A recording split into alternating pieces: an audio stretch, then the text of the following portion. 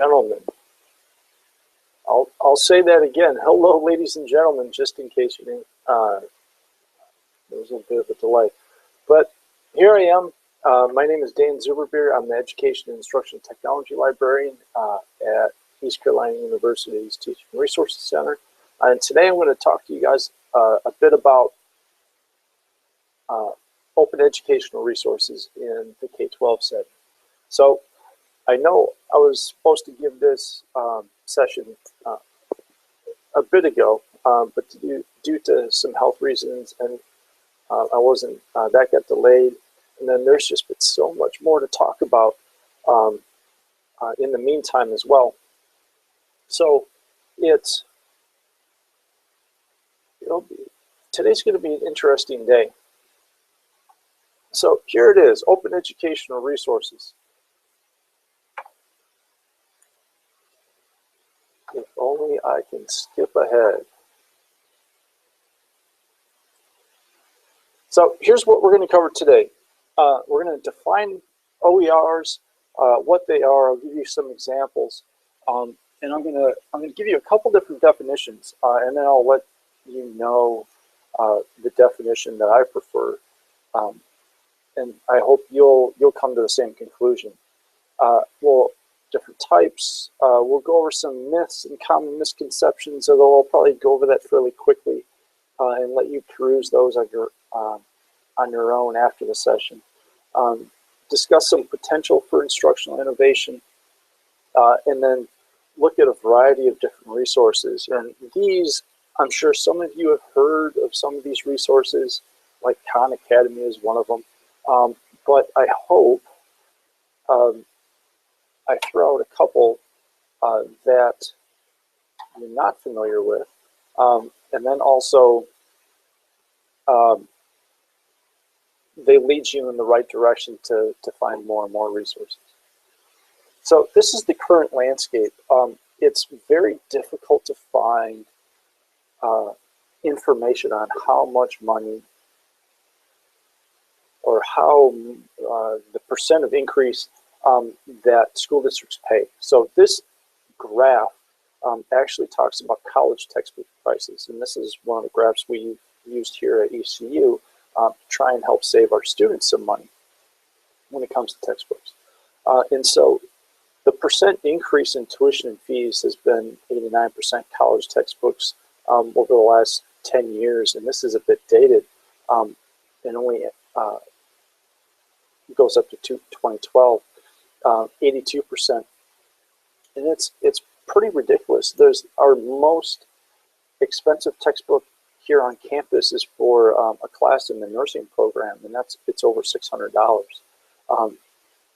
And the average textbook cost for like for the hard sciences like chemistry, physics, and so on and so forth, those are some of the more expensive ones, with running about $200. The humanities are a little bit cheaper, but usually they don't use textbooks. They use a variety of different other books that they bring together, and those usually cost a couple $100 per class. But for as a total, K12 districts spend about, throughout the country combined, spend about $7 billion a year in textbooks. And that's only gone up in the last few years. U.S. Department of Education now is pushing more and more for digital textbooks. That push started going back in 2010. And then just recently, they've started talking about and pushing it even more and making that a higher priority with their Go Open campaign. But here in North Carolina, a couple years ago in 2013, the General Assembly had passed a law saying that by 2017, North Carolina school districts need to use digital textbooks. The problem with that is that they also decided to cut textbook funding by 80%.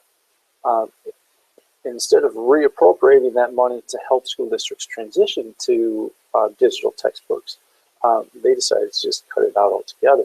And so there's no, it makes the transition to digital still difficult.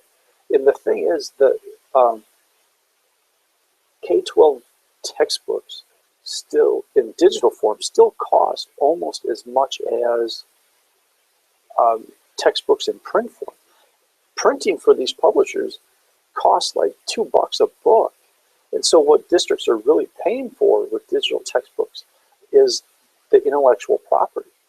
And there's not a lot of savings there because when you look at licensing fees, oh, you need books for a class that's in every high school in the district.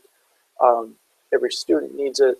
Each student gets a username and password, their own account to access that book. And publishers will charge per person, say $30 for 30 students or for 1,000 students across the district, say, or the county. That's $30,000 right there. And if the district decides that, hey, this book isn't working out for us, we're gonna switch things up next year, all of that material is then cut off. It's lost. The publisher pulls that back, even all of the supplementary material. And so there's not a lot of flexibility when it comes to these licensing agreements. So one open education resource repository that unfortunately looks like it might be going away. But thankfully, the University of North Carolina, Chapel Hill with LearnNC is keeping the archive alive online. But it'll be interesting to see how many more of these repositories open up. And you'll see as we move along that it might be difficult on a statewide level to develop these repositories. I know the North Carolina DPI had looked into creating home base or using home base as an OER repository. But in order for it to work, teachers and administrators needed to upload their own lesson plans and learning materials and other digital objects into that repository and share. But unfortunately, a lot of teachers across the state have been pretty reluctant to share. So unfortunately, it hasn't worked out like they have. And so this whole OER movement has that sharing mentality, and yes, we can have digital textbooks, but we can do much better than what the publishers give us. So here's one definition of OERs from the United Nations UNESCO. Any type of educational materials in the public domain, open license, freely copy, use, adapt, reshare, so on and so forth. Next one from the Hewlett Foundation. Resources that reside in the public domain, intellectual property license that permits their free use and repurposing by others, so on and so forth. So it's just a lot of words. Here's my favorite one that makes it really simple. David Wiley, he's a professor at Brigham Young University, and I'll mention him again in a little bit in the charter school that he opened up out there. 5 R's. Nice and simple. Retain, reuse, revise, remix, redistribute. The right to make, own, control copies of content. So pretty straightforward. Reuse. Use content in a wide range of ways. In the classroom, students can use it in study groups. You can remix it and make a video on it. You can use it on your own teacher website, on your own district's website. Revise, that adapting it, modifying, like translating it to another language. Taking one part out if it doesn't fit your school district's purposes, or your classroom's purpose, or adding your own things. Remixing, combining original revise. That leads me into remixing, incorporating the content into a mashup and just kind of bringing all these different OERs from here, there, and everywhere else, and bringing it all together to make your course happen. And of course, being able to freely redistribute things, your revisions or your remixes with others. And so it's straightforward, it's simple, and it makes it very clear as to what an OER is. And so they are typically found in collections, repositories. They do tend to be digital resources, although really you can download it and print it off. I print it off because I hate reading online on my computer screen. I printed off a book, Teaching in a Digital Age by Tony Bates, who's a professor up at the University of British Columbia. And they have their own open book project. And it's great stuff. And it only cost me as much as it takes to print. You hear 2 cents per page, black and white here at the Joiner Library. Fall under a Creative Commons license. And I provide the link there if you're not familiar with Creative licenses. Creative Commons licenses, in order to go to the CC website and check those out. And so those licenses just allow for some various degree of the author or content creator to retain some rights, but it makes it so much easier for other people to use the content that they've created. So all of these sources can originate from a bunch of different places. Colleges and universities are starting to lead the way when it comes to open educational resources. University of Minnesota has their OER repository. Rice University has OpenStax, another college textbook repository with peer review. And so a lot of these are begin in colleges and universities and starting to trickle down into K12 and move into libraries and other archival organizations. New York Public Library, the British Library, Library of Congress, they've just been dumping tens of thousands, hundreds of thousands of images from their archives onto the internet that can be freely used and modified by anybody. Commercial organizations such as publishers are a little bit slower because, of course, they still need to make a buck. But then, of course, faculty and individuals who have the time to develop open educational resources are doing a number of different things as well. So textbooks, course readings, simulations, games, learning content, so on and so forth. Those are all the different types of open educational resources out there. So anything you need, you should be able to find it in some way, shape, or form. And so the reason why all of these types of OERs have come about is it came from a grassroots movement of K12 teachers, science and engineers working in industry, and people who speak a language other than English. Because a lot of those educational resources in those areas cost a lot of money. Or in the case of people whose first language is not English, their educational resources may not be a high quality of what they would see in the English-speaking world. And they would say, hey, why can't we get that translated into our native language? And so funding by grants, private donations, trying to make educational resources more accessible, especially to those in underrepresented groups, whether they be in urban schools or even rural schools in the case of here in Eastern North Carolina. That's really where it started. And so OER started in Germany in 1999. MIT likes to take credit for it for what they did in 2002, but there are steps that predated them. South Africa got into the mix in 2007, and it's been picking up speed ever since.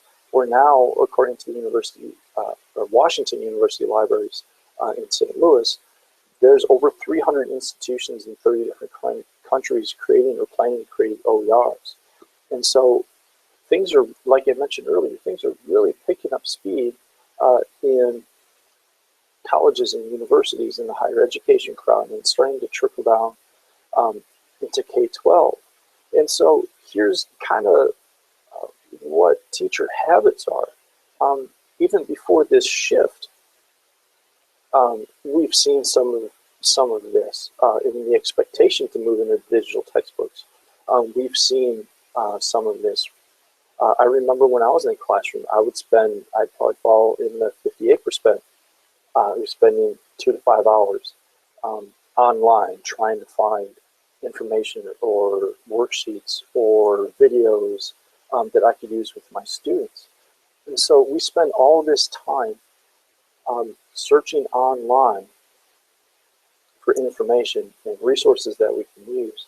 Some of it's fruitful, others aren't, but we just need to communicate more with each other and share the resources that we find to make it easier for everybody else. And so it's that open communication and that willingness to share is something that we need to take as a point of pride in the profession. So this came from the Learning Council survey on digital curriculum and transition strategy. Now, I'm not a big fan of this report because I'll get to that in a second, but there's a number of different things of good that I could pull out of this report, like these numbers, where we spend a lot of time finding stuff we can use in the classroom. But they also talk about a lot of challenges, professional development, training, teacher training are 4 out of the 5 challenges that teachers face in implementing and integrating open educational resources or even just digital resources if districts pay for the licensing fees to get access to those districts or to those resources. And so designing a curriculum instruction, the actual system and technology use related to pedagogy on how to integrate these things into the classroom, device usage in helping students with their devices. And of course, a lot of this stems from that 80% that got cut out of the textbook budget didn't get shifted over into the budget for the transition. And so there are so many challenges.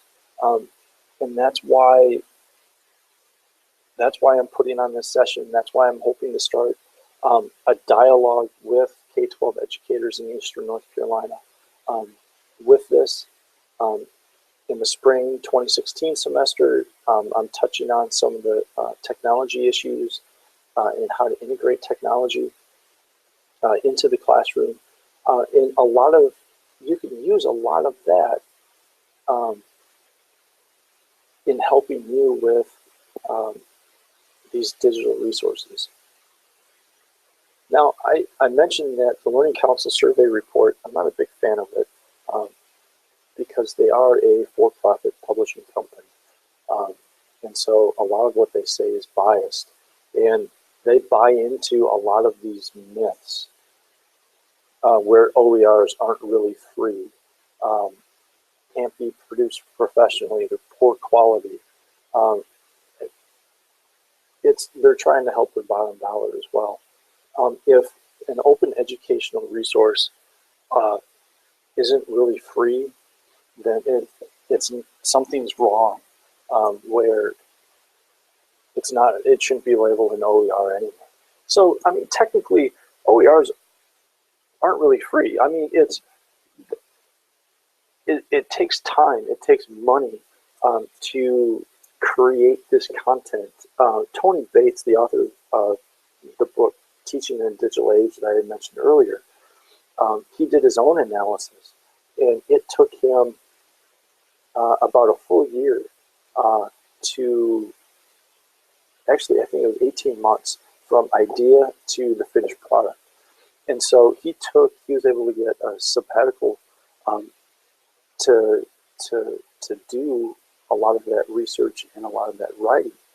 Um, and so he figured it takes about $80,000 to $130,000 to produce a textbook.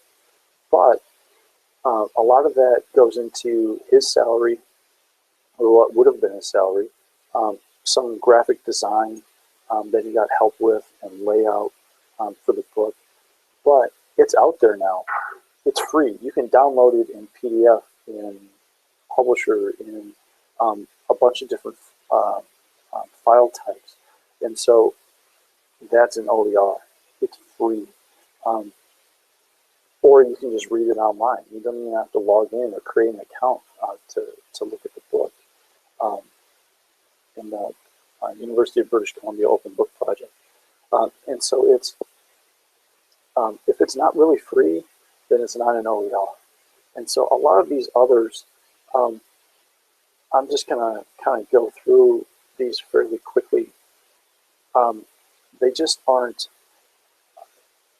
they don't make a lot of sense, or there's some points, some decent points, applicable only for D or highly digital instruction. That's not always the case. You can, if it's an OER, you can download it, you can print it off and use it locally.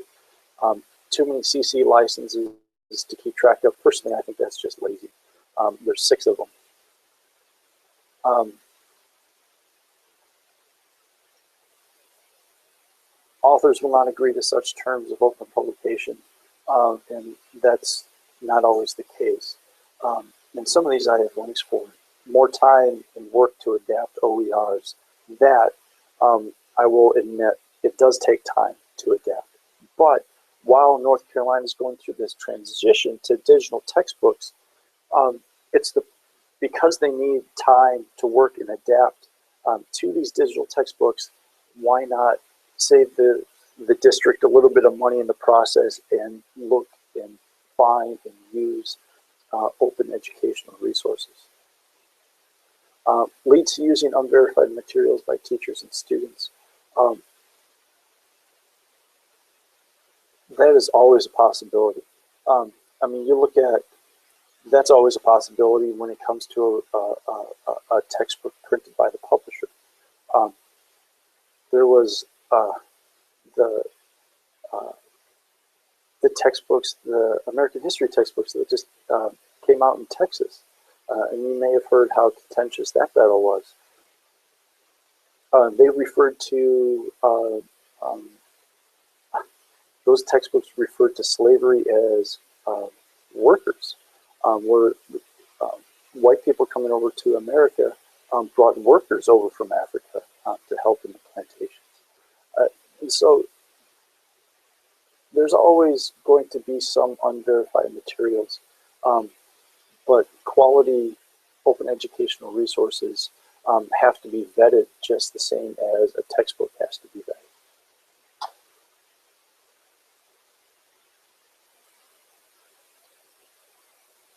Some of these apply to the publishers, others have, some of these apply to, say, professors in higher ed who have written their own textbooks and are worried about their own revenue streams for those. A lot of things come down to too radical for my institution, where K12 isn't ready to make the jump into using open educational resources, even on such a grand scale, even though so many teachers, myself included, go online and use resources that they found from other teachers who have shared them. And so a lot of, yeah, I'll stop there. And so your school librarian can help.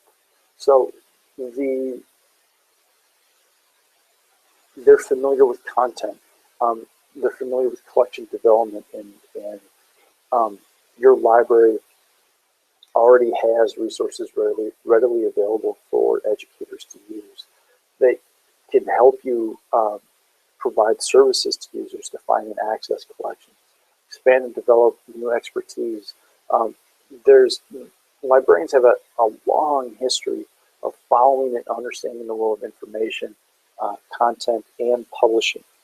And so we understand the options that are available, how to effectively search, discover, and provide relevant content, supporting academic information.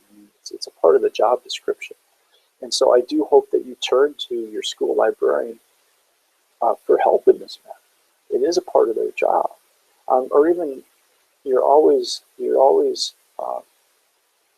free to contact me as well, and I can help you identify some resources as well. It's a part of my job in helping connect K12 educators in Eastern North Carolina with open educational resources. It's one of our goals here in the TRC moving forward to help with that. Your librarian actively supports concepts of open access just by making the library available to students and teachers. And so it's kind of a natural extension from that.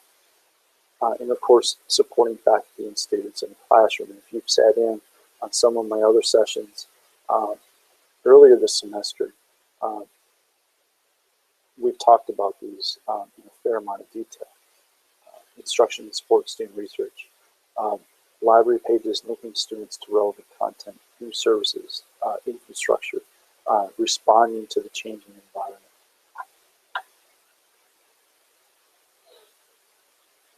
So a lot of this, this whole open educational resource movement gives a lot of opportunities for instructional innovation. There are some dependent variables though. What's the vision of your local administrators? What's the vision that your principal has for teaching and learning in your school? If your principal and or even move on up to the district office, if they're unable to answer that question for you, it's difficult for teachers to find the best possible resources, open educational resources for their local environment, for their classroom. And of course, communication is key. With the parents, the school board, administration, other teachers, networks of teachers and learners sharing best practices is an extension of that communication as well. Because a lot of parents aren't going to understand what this is about, and they'll read about some of those myths that just won't go away and challenge you on them. And some of them will be very vocal. And so that's where communication is key. School board members even. I've had school board members who have bought into those myths as well. And so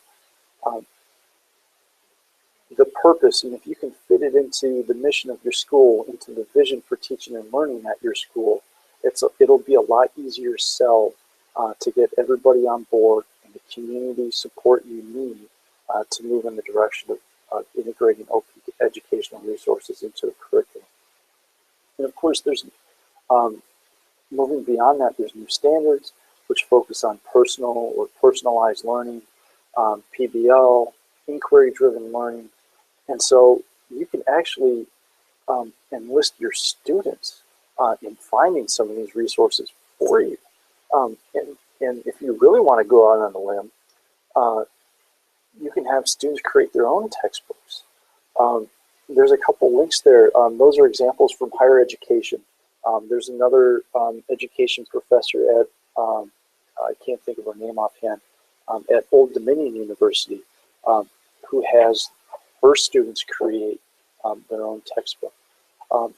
They can do it using the Google site or a wiki, or just help you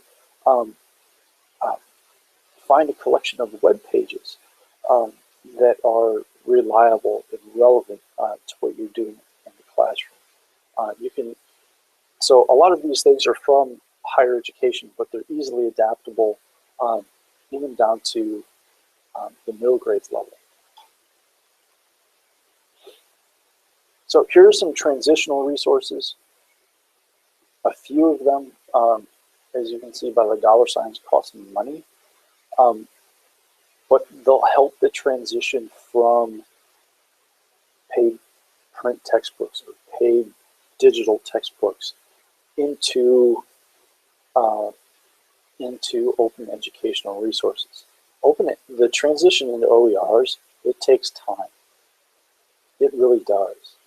Time and effort, and a lot of school districts, unfortunately, aren't patient enough to let that transition happen. So some background information, Creative Commons, and I've mentioned them earlier with their licenses. They have an education page that explains how open educational resources are being implemented and integrated into the K12 curriculum. They also offer some case studies. But there's some digital textbooks like the Discovery Education textbooks that cost a little bit of money, or iCurio, or WebPath Express is a Follett product that helps students search already vetted websites for information, and teachers can use that product that's integrated into their library catalog. They can use that product to store their open educational resources, and so students can happen upon them that way. Teachers can share with other teachers, and so there's tools out there to help schools with the transition. And really, when you look at the Mountain Heights Academy model out in Utah, there's some great information in there, especially the interview in the THE Journal, Times Higher Ed Journal, even more so in the International Review of Research in Open and Distributed Learning. And that was written by David Wiley, who helped found the Mountain Heights Academy. And this charter school opened up a few years ago, and it took them about 9 months of prep time to find all the open educational resources their teachers needed, and integrated into the curriculum before they even opened up the school. And so it does take a little bit of time. And I think it can give district leaders some ideas on how this can be done moving forward. Even some adaptive models you can pull from that, where say department chairs in social studies or math or science can get cut down to a half-time model in the classroom, and then the other half of their time they're looking for open educational resources for their department and that they can build on. So it does take a little bit of time, and in order for Mountain Heights Academy to work out the kinks, it was that 9 months to a year before they opened, and then those first couple of years that they were open. So approximately about 3 years to fully integrate open educational resources into the curriculum, and to get it and get those resources to match the vision for teaching and learning that the founders of that school have. And actually, iCurio is actually a local product, the Mooresville Graded School District here in North Carolina. Some networking resources, there's the Connected Educators, there's the NC Ed Chat, there's so many different Twitter Ed Chats, there's edweb.net, there's Google Groups, there's adding blogs onto your news feed. And a lot of times, even Facebook, a lot of times all you have to do is ask, especially on Twitter. hey, I'm looking for an OER on uh, I'm drawing a blank on proteins and lipids. Uh, it's and more often than not, you'd be surprised at how quickly um, people will respond, especially if you know the hashtags to use. Here's a lot of classroom resources. The Edutopia Open Educational Resource Guide is a great place to start um, and a jumping off point to a lot of different open educational resource repositories. Um, it outlines what OERs are, gives some case studies, um, and then of course there's links at the bottom where you can jump off and go searching for what you need. OER Commons CK12. Um, that I'm not sure if I'm pronouncing that correctly. I just stumbled on that one not too long ago. Offers interactive simulations for science and math. Khan Academy, Curriki, NC Lore, the North Carolina Learning Object Repository is another great resource. I know Pitt County Schools use that one quite a bit. And then you can just go big. Digital Public Library of America, Library of Congress, National Science, Digital Library. So there's a lot of resources out there. Um, and like I've talked about already, you do have to sift through it in order to specifically find what you're looking for. But once you do, I think you'll be better off for it. Some other resources under development, which I think are pretty interesting, and I think you should keep on your radar. The Learning Registry is another repository where people, teachers, just share with teachers, and so they put calls out to developers to create tools and applications specifically for um, educators in needs. But and so it's not necessarily something you can go and find stuff, um, but you can take it for a test drive, like they mentioned here on this webpage. And there are a lot of things here that you can find and adapt to your classroom.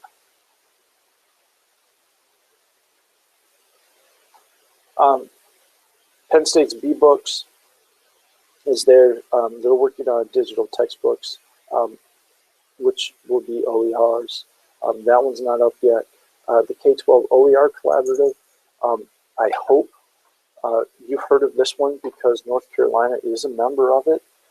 The call for proposals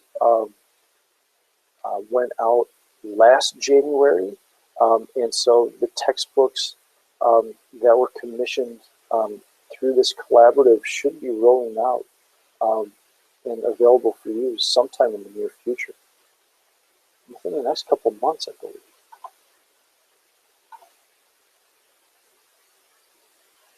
There's music resources that are available, free and open to use without any licensing fees. Video resources as well from a variety of different places.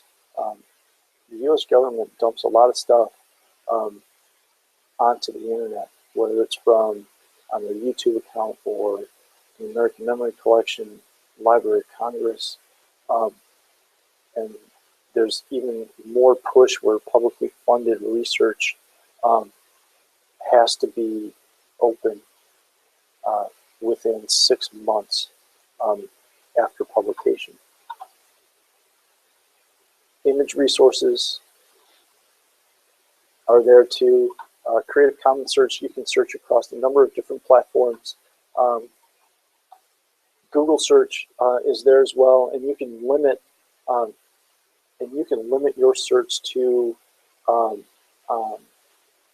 buy Creative Commons licenses as well. So what are your next steps?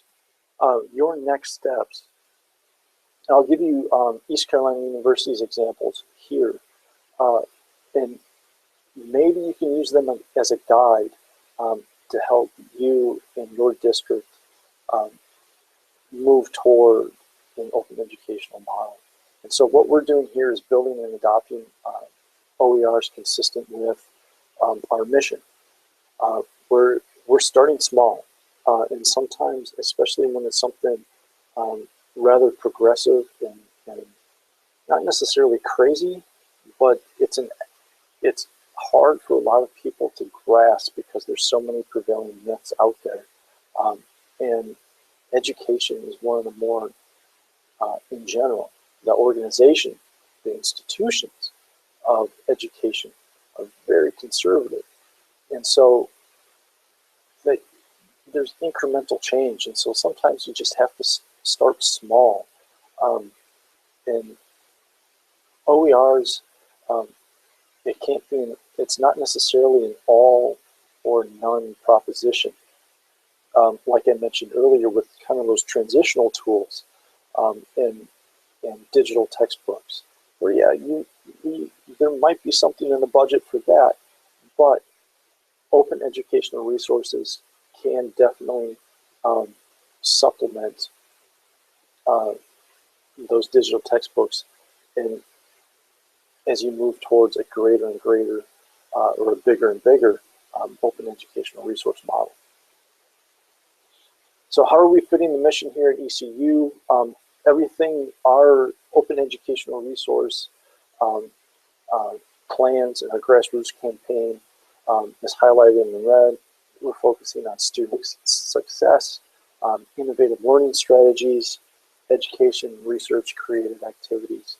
And a lot of things with when it comes down to student success, um, here's a crazy thought that's backed up by research, where students who purchased all the required readings and textbooks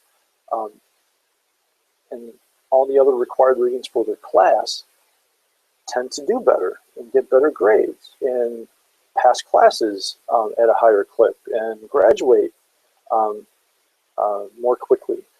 It's a crazy thought, but with the cost of textbooks, a lot of students in higher ed just don't buy them, or they'll go in with a classmate or two um, and purchase one book for the three of them, and then share the book throughout the semester. And that's not the best way to go either.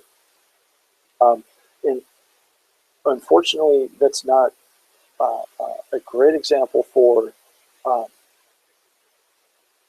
for K12, but um, students need good quality resources in order to use in order to help with academic success.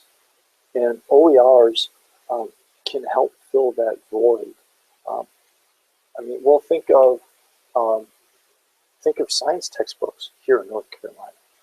If I remember correctly, we just got our first new set of science textbooks in 12 years. And so when you're still using books from almost a decade ago, it's it's hard to adapt those materials um, for today's students' learning needs, today's teachers' um, uh, active learning models that they use in the classroom. And so open educational resources can still help fill that void and help push students towards success and help give teachers the tools that they need to drive forward. Here in Joyner Library, we serve our campus to support the campus's contributions to the research community, connect people to information, empower them, lifelong learning. And so that's how we're connecting open educational resources to our mission as well, which falls under the umbrella of ECU's mission. And so here's some of the things we're doing with our grassroots campaign. Finding partner faculty who have already adopted OERs. And I'm sure at your school, there are teachers who use open educational resources. They just might not call them that. They'll just say, oh, I just found this online. Well,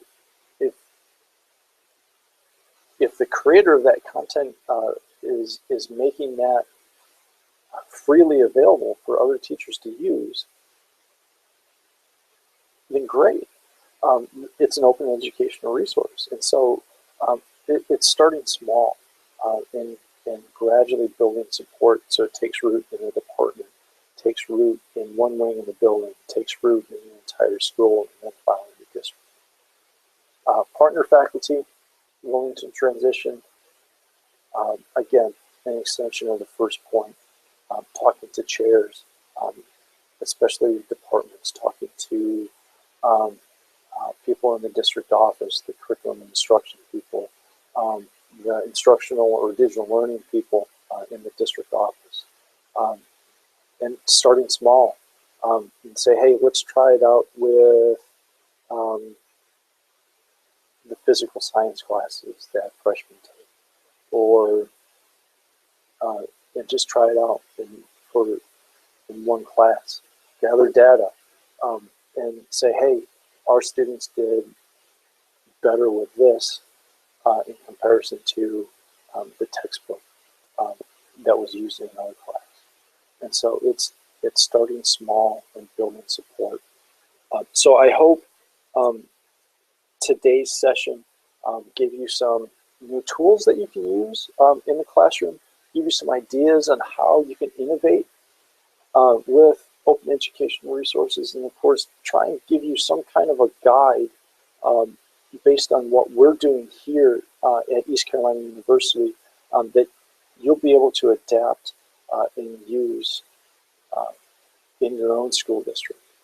And I feel pretty confident that this is going to be a topic that I'm going to have to revisit again in the near future because with the U.S. Department of Education's Go Open campaign and more school districts switching to open educational resources, we'll see more case studies out there in trade publications and the professional literature on how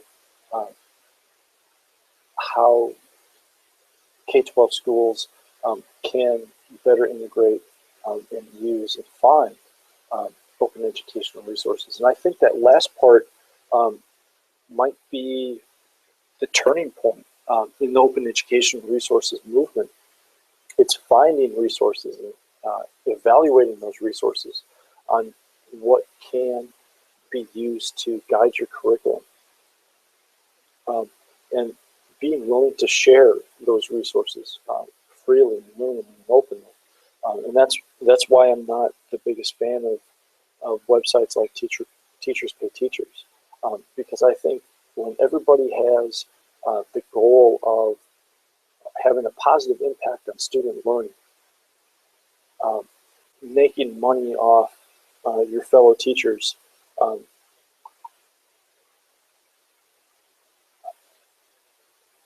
I'm just not a big fan of it. I'll just leave it at that. And if it's something that's good enough and it can have a positive impact on student learning and student academic success, then it should be freely available and shared. So there's my contact information. I hope you learned a few things from today's session. And please, like I mentioned earlier, contact me.